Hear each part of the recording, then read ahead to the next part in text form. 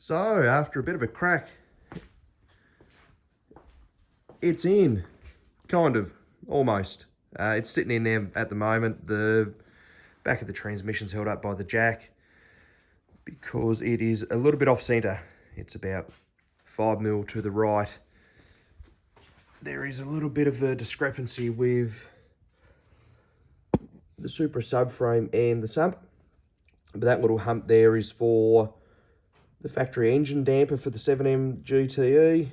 I don't need it, that's going to be trimmed, and I'm also going to trim a little bit out to get it shifted over. I've got a factory 7M engine mount sitting in there at the moment. I've just cut out some plates, and I've got some pipe that I'll make some engine mounts with. It'd be nice to be able to keep a rubber engine mount in there just to hopefully not break as much stuff. Smashing the clutch pretty hard, so. And I'll also try and retain the rubber engine mounts for the gearbox. Everything fits okay. It is very tight on this side, but there is still room, plenty of room underneath, and nothing rubs. There's a lot of room in behind the engine, enough to run the E36 wiring loom more or less where I believe it runs from factory, and the ECU plugs will go through the firewall for the ECU to live inside. It is very close to the rack. I may, when I'm doing the modifications on the subframe and the rest, I may drop the rack 5mm, and that might drop it a little bit. I do have to work out what I'm going to do for the exhaust because there is no room for the exhaust. I've got a couple of ideas, but I reckon I'll end up sitting the turbo further down into here, and then maybe running the exhaust through the guard, or even clocking the turbo around a little bit and shooting the exhaust down towards where the screamer.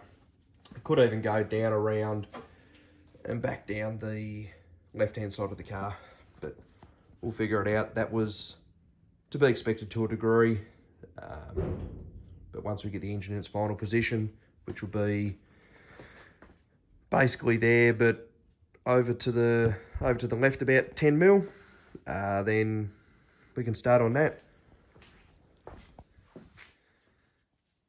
Fits pretty well, fits surprisingly well.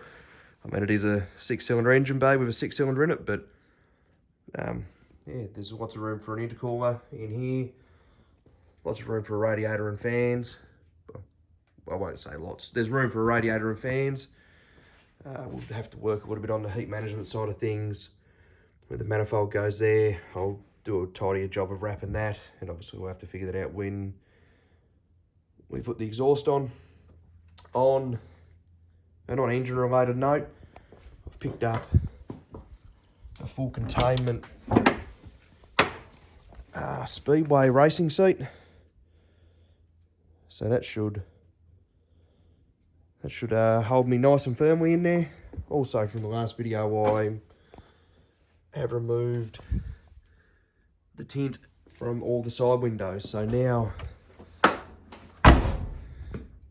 the windows are windows, which is very nice. It'll be able to be moved a little bit. So yeah, it's in. Now the hard work starts and the time-consuming stuff, but it's certainly a step in the right direction, knowing that it fits in the engine bay and the bonnet closes, and it's definitely a motivator to keep at it.